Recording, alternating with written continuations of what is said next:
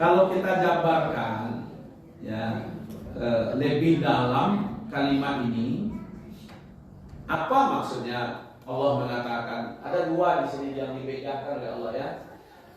Satu yang disebut dalam ayat ini wala khaufu alaihim. Kan di sini disebutkan tidak ada rasa takut. Itu tadi. Takut disabi orang, takut awak dah dianggap jatuh di orang, takut awak tidak punya lagi seorang juga wah. Ya kan udah ada itu ya. Tidak ada lagi awak begini tu. Mungkin ibu kok kalau itu lah, mungkin yang lain banyak yang gini mungkin. Kalau masih dia lah banyak lah. Mungkin ibu kalau jatuh bangkrut atau kan udah bisa sebetulnya. Makanya tidak usah takut kata Allah. Mau apa silakan, ibu mau terang-terangan, mau bantu siapa saja silakan. Mau disapi orang, mau dibaca orang, dipuji orang, tidak ada peduli ya Pak. Karena tidak ada harapan itu. Itu yang disebut wama umiru illa liya'budullah mukhlishina lahuddin itu. Makanya dipikir orang, ya Allah saya berbuat baik karena engkau, untuk engkau selesai. Kalau ada orang berbuat jahat kepada kita, harusnya kita tetap berbuat baik kepada dia kalau sudah mampu. Makanya ketika ditanya Ustaz, kalau awak masyarakat ke orang, lalunya tidak sholat Ustaz, kita kan mau berbuat baik karena Allah. Betul orang ini ladangnya, ladang berbuat baiknya ada di sini ya. Orang yang miskin ini menjadi ladang untuk berbuat baik kepada Allah. Kalau dia tidak sholat, kewajiban kita mendakwai dia, mengajar dia, bawa bantuan ibu kepada orang miskin itu, biar dia tahu ibu gak sajam aman.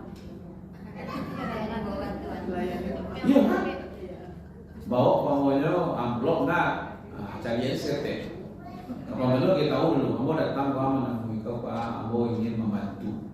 Kau membawa PT 1 juta. Duduk resiko dulu gitu. Acara main. Ibu udah sholat. Enggak kabeh namanya ibu itu kok PT 1 juta kok ya. Iya enggak sholat lah ibu. Apa penyebabnya ibu enggak sholat? Iya selama aku hendak do kain nambah rahasia ibu mukana hendak do sejadah hendak do nak do kan. Nah awak ini ibu ambo ini sholat mabuk cuman sedang ketik tak pandai, tak hafal dulu. Lambat solusinya, kok cari gurunya, dia nak mau belajar, ya kan? Itu kan dakwah.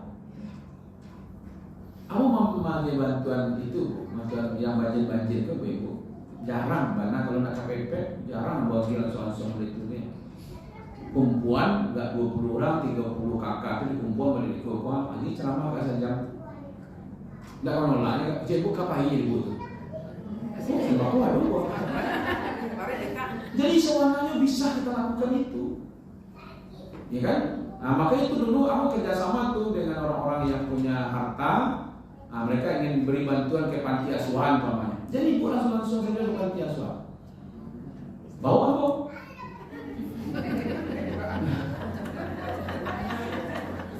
Maksud kita apa? Ibu beri bantuan, ambo ceramahnya gitu nah. Jadi mudah anak-anak itu di kumpulan. Jadi kalau ada di lingkungan ibu boleh ada. Iya kan? Pamannya di mana pamannya? Di komplek mah. Pamannya nak ingin membantu membagi harta anak yatim. Wajibkan ibunya datang. Kalau bapaknya kan bisa datang aja.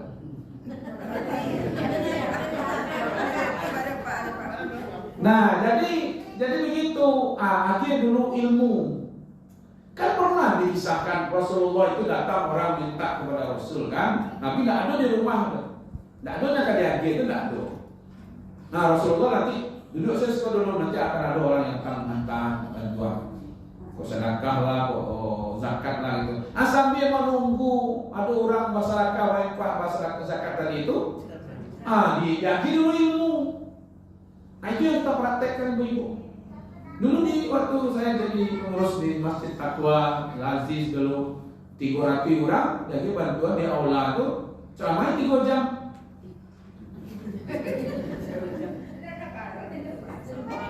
Jadi begitu ibu-ibu. Ya, nah, jadi banyak yang dia dapatkan bantuan DP dakwah nasional. Karena mau pengalaman ibu-ibu. Ini metode kita ubah di Mentawai ya. Saya lama berkali-kali ke Mentawai itu ceramah. Dulu ceramah-ceramah seperti ini lepas ya. Kemudian suatu kali kita bawa orang-orang ini konseling.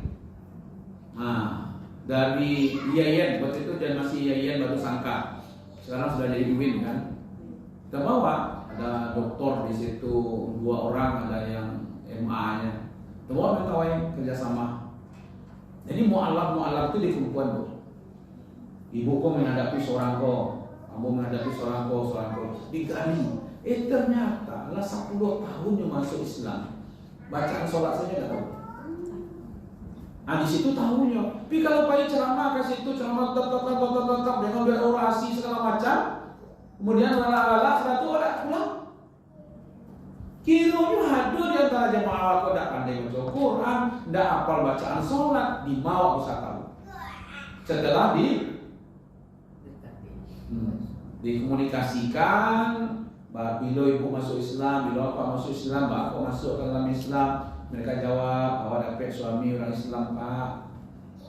Bapak masuk Islam, ya awak istri orang Islam pak. Anda beraja tentang Islam tak sholat pak, awak tidak sholat pak. Anda beraja ke istri awak tidak sholat pak.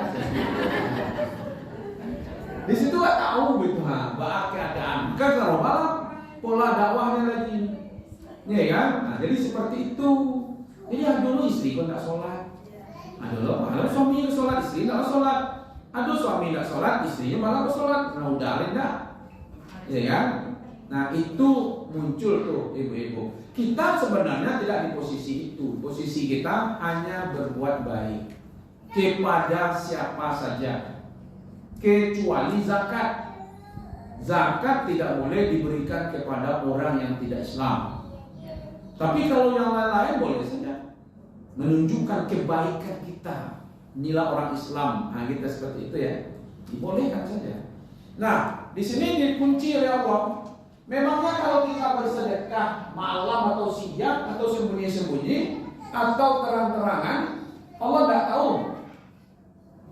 Kalau memang kita mencari ridho Allah, mau malam ibu seorang sih di kamar tuh pak, paci apa pak, kaluan apanya kan, apa namanya kok?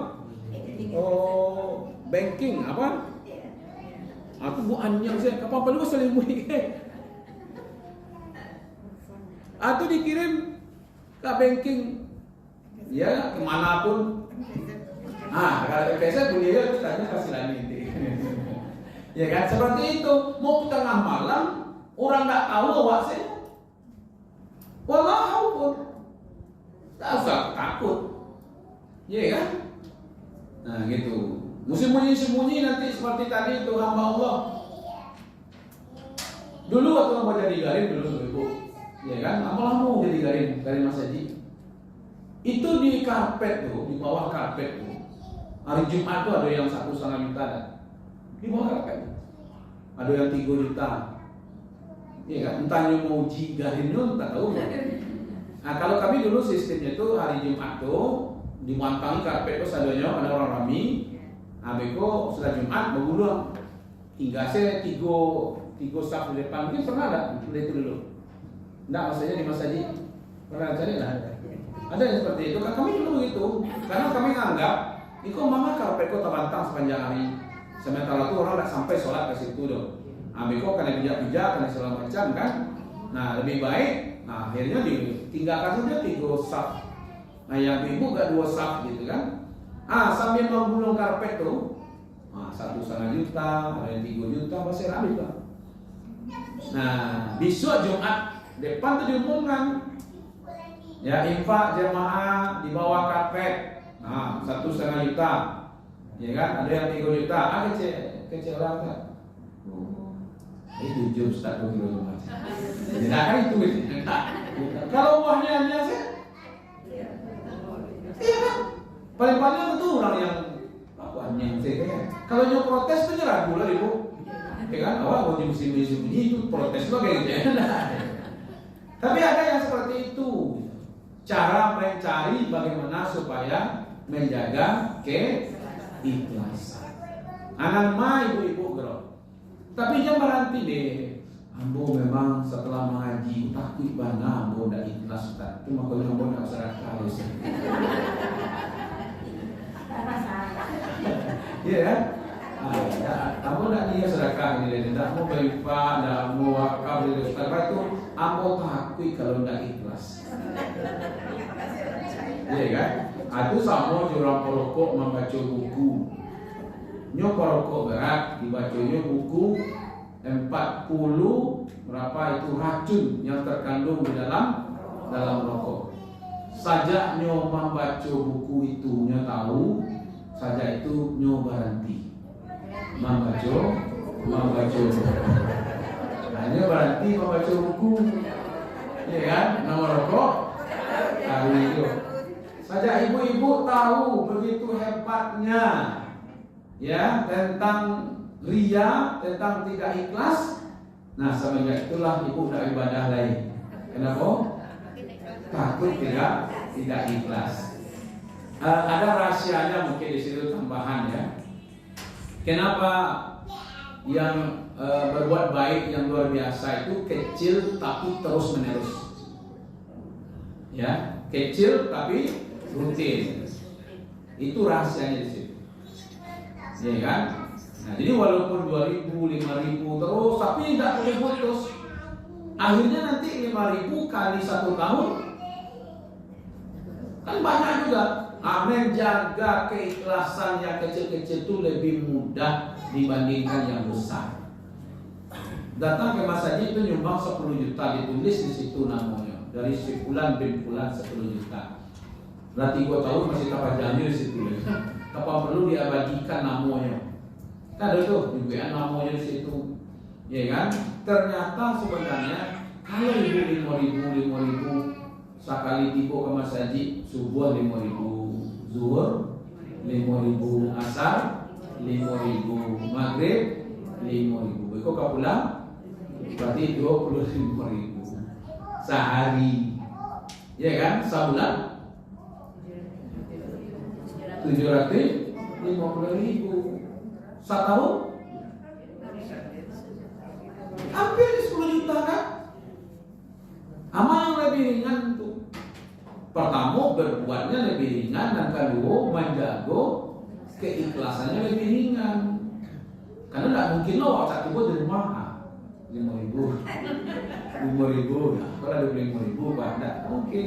Jadi lebih mudah awak untuk mengamalkan ini kalau dia kecil tapi rutin. Oke.